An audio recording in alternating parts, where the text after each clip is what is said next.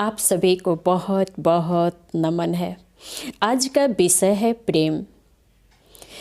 आज आश्चर्य की बात है कि धरती पे वैज्ञानिकों ने अपने इच्छा के अनुसार, वैज्ञानिकों ने अपने आवश्यकता के अनुसार सारे विषयों पे खोज किया और आज भी वो अपनी इच्छा और आवश्यकता के अनुसार खोज कर रहे हैं। लेकिन आश्चर्य ये है कि वो कभी हम सभी को प्रेम खोज कर नहीं दिए, सुख शांति खोज कर नहीं दिए। क्या इससे प्रमाणित नहीं होता कि वाह जगत में ढूंढने से भी ये मिलने वाला नहीं है? कितनों बाहर की दुनिया में हम इसको ढूंढें फिर भी हमें प्राप्त होने वाला नहीं है। तो बात यहाँ आती है कि वो हमारे ही आंतरिक स्थल में दबा पड़ा है, वो हमारा धरोहर है, वो हमारे ही पास है, वो हमारे ही खजाना है जिसको हम जगा नहीं पाते। आज धरती के हर एक व्यक्ति को प्रेम चाहिए, किसी को प्रेम से तृप्ति नहीं, और प्रेम में ही सम्माहित है खुशी, प्रेम में ही सम्माहित है आनंद, प्रेम में ही सम्माहित है शांति। अगर प्रेम मिलता है तो उसमें सब कुछ आ जाता है अपने आप। तो फिर क्या करना चाहिए? कैसे व्यक्ति प्रेम पाकर तृप्त होगा और कहाँ मिलेगा प्रेम, कैसे मिलेगा, इस विषय पे चर्चा करते हैं। तो प्रेम तीन तरह का है, तीन लेवल है प्रेम का। एक है निम्न स्तर का प्रेम, दूसरा है दिव्य प्रेम और तीसरा है उच्चतम प्रेम। तो ये निम्न प्रेम क्या होता है? निम्न स्तर का प्रेम क्या है? तो मित्रों, निम्न स्तर का प्रेम है जहाँ सिर्फ और सिर्फ हमारी खोज, हमारा ढूंढना, हमारी यादें, हमारा मन परेशान करता है, कहीं अट्रैक्ट होकर उसकी चाह में, जहाँ भी हमारे इंटरेस्ट जग जाए, शारीरिक बंधनों में जाकर जहाँ हम उलझते हैं वहीं हम फंस जाते हैं। क्योंकि वो निम्न स्तर का है तो फंसना अनिवार्य है, कंपलसरी है। वो निम्न स्तर का क्यों है? प्रश्न आता है कि आखिर क्यों निम्न स्तर का है? तो वहाँ सिर्फ और सिर्फ एक दीवार है, एक बंधन है। वहाँ पे इच्छाएं अपेक्षाएं, तरह तरह की मानसिकता का उत्पन्न होना शुरू हो जाता है और हमारी चाह होती है कि हमारे सामने वाला ठीक हमारे अनुसार चले। सामने वाला सोचता है कि हमारा ये जो जिससे मैं प्रेम करता हूँ निम्न स्तर का यानी शारीरिक बंधनों का, तो हमारा वाला करे। यहाँ पे बातें इस तरह की जब आती है और आना ही है, आना है, तो जब इस तरह की बातें वहाँ पे आ जाती है तो हमारे अंदर से फिर कई विकार उत्पन्न होते हैं, फिर ईर्ष्या उत्पन्न होता है। हमारा कहा क्यों नहीं माना, हमारी बात क्यों नहीं माना, हमारे अनुसार क्यों नहीं चला। अगर नहीं चला तो ईर्ष्या की उपज होती है, नहीं चला तो क्रोध की उपज होती है, नहीं चला तो अहंकार तूफान मचाता है। अगर वही नहीं चला हमारा मनमानी, तो फिर हम उसको इग्नोर करने लगते हैं।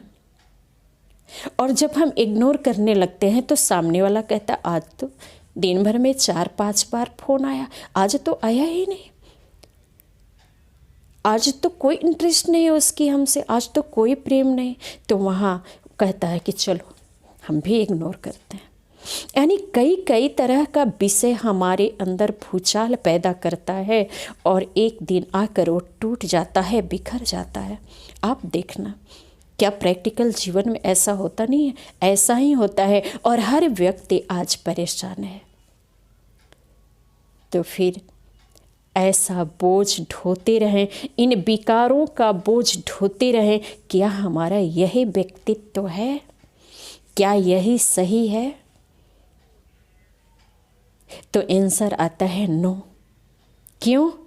क्योंकि हमारी चाह तो प्रेम है, हमारी चाह खुशी है, हमारी चाह आनंद है, हमारी चाह शांति है। जब ये नहीं है तो सब बेकार है। तो दिस इज बाउंड्री, यह बाउंड्री है, एक बहुत बड़ा बहुत कठोर दीवार है। तो इस दीवार को ढा क्यों न दें, इस दीवार को ढा के बाउंड्री को पार जाना होगा, तब दूसरे नंबर का प्रेम आपको प्राप्त होगा। वो कौन सा? दूसरे नंबर का लेवल है दिव्य प्रेम। वो हम दिव्य प्रेम करें। ये दिव्य प्रेम क्या है? जहाँ कोई बाउंड्री नहीं, जहाँ कोई बंधन नहीं, जहाँ कोई ईर्ष्या नहीं, द्वेष नहीं, क्रोध नहीं, वो दिव्य प्रेम है। दिव्य प्रेम यानी एक सोल से दूसरे सोल से प्रेम करना। यहाँ लाइट से लाइट की बात आती है, यहाँ एनर्जी से एनर्जी लेवल की बात आती है। तो एक सोल जब दूसरे सोल से केवल प्रेम करता है तो वहाँ उड़ान है, यानी बंधन मुक्त है, वहाँ कोई बाउंड्री नहीं है, आकाश में उड़ना है। कैसी उड़ान? एक दूसरे की सपोर्ट है, वहाँ कोई इच्छा नहीं है, एक दूसरे की बढ़ावा देना है, आगे बढ़ाना है, सहयोग है, वहाँ बिल्कुल फ्रीडम है, बिल्कुल आज़ादी है। वो दिव्य प्रेम में आता है, वहाँ बिल्कुल पवित्रता है, वहाँ शारीरिक संबंधों से कुछ भी लेना देना नहीं है, वहाँ निःस्वार्थ है। और निःस्वार्थ जहाँ होता है, केवल अपने सामने वालों को सिर्फ बढ़ाने का काम करना, स्वतंत्र छोड़ने का काम करना, सहायक बन जाना, वो दिव्य प्रेम है। तो उस बाउंड्री से ये कितनी अच्छी है, जहाँ हमें एक विकास, एक खुला आकाश, एक दिव्यता, एक पवित्रता मिलती है, जिससे कि हमें वो शांति प्राप्त होती है और वो प्रेम की प्राप्ति होती है।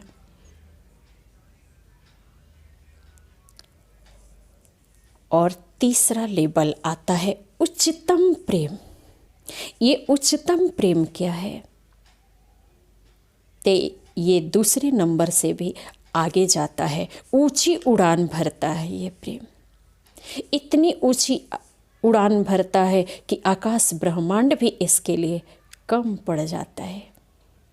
गजब का शानदार प्रेम है ये। तो फिर हम क्या चाहते हैं?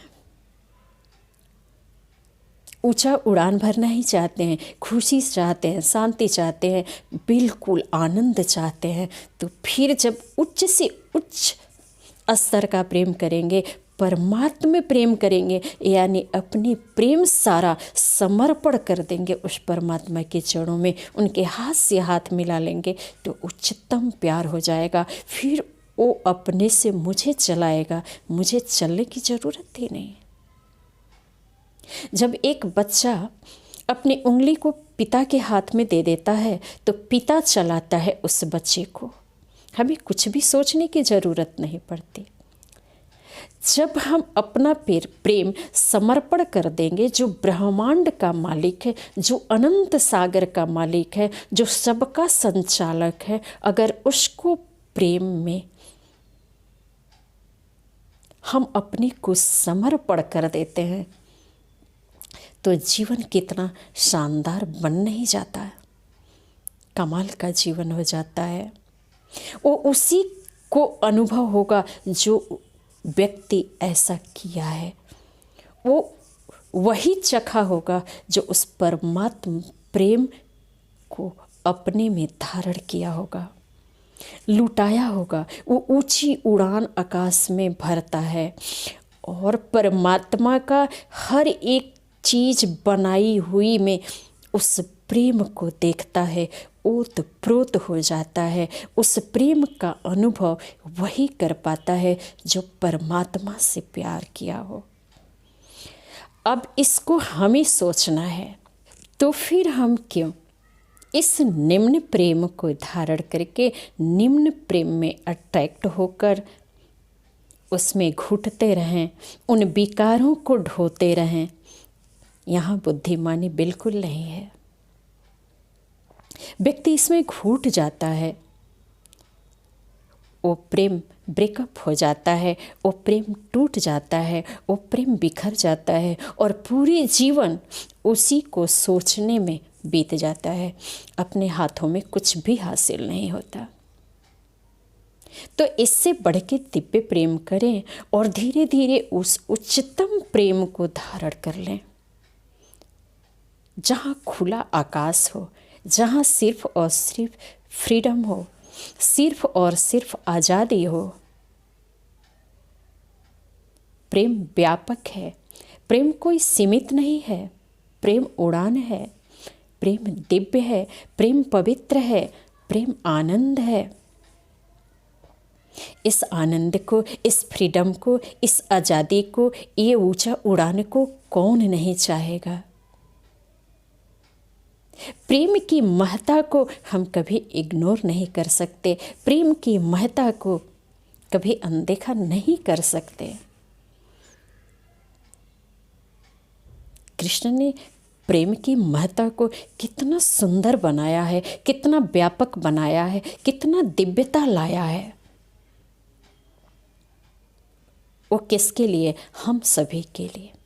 अपने प्रेम को ऐसा उच्चतम बनाएं कि प्रभु की बनाई हुई हर व्यवस्था को, हर विषय को, हर साधन को, हर सोल को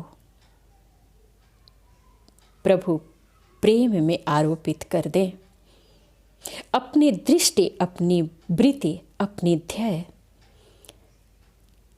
सब कुछ प्रभु प्रेम में समर्पित कर दें और फिर देखें अपने जीवन में प्रैक्टिकल कि हम जिस कोने में रहते हैं वहीं आनंदित होते हैं। जहाँ बैठे होते हैं, जहाँ लेटे होते हैं, समाज हो, राष्ट्र हो, घर हो, देश हो, विश्व हो, सभी में वो प्रेम तत्व को अपने दृष्टि से देखते हैं, अपने अनुभव से देखते हैं और उसमें व्यक्ति को कितना आनंद आता है।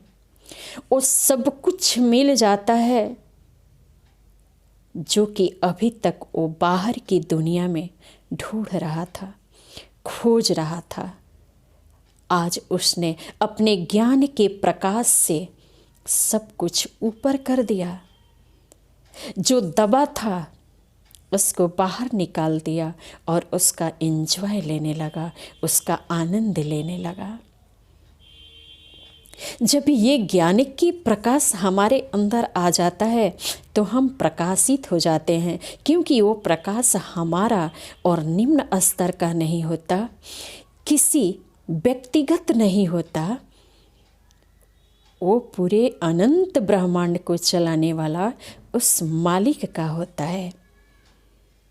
इसलिए उसके प्रेम की अनुदान की बारिश हो जाती है और हमारा जीवन यूं ही धन्य और शानदार और कमाल का हो जाता है। तो है कि नहीं कमाल का? मित्रों, अगर इस विषय पर, इस प्रेम के विस्तार को आगे कुछ और आप जानना चाहेंगे, आप जिज्ञासा प्रकट करेंगे, तो मैं और विस्तार से आपको इस विषय में बताने का अवश्य अपने अंदर की अनुभव को आपके सामने प्रकट करूंगी। तो अपने वाणी को यहीं विराम देती हूँ। जय श्री राधे, जय श्री कृष्णा।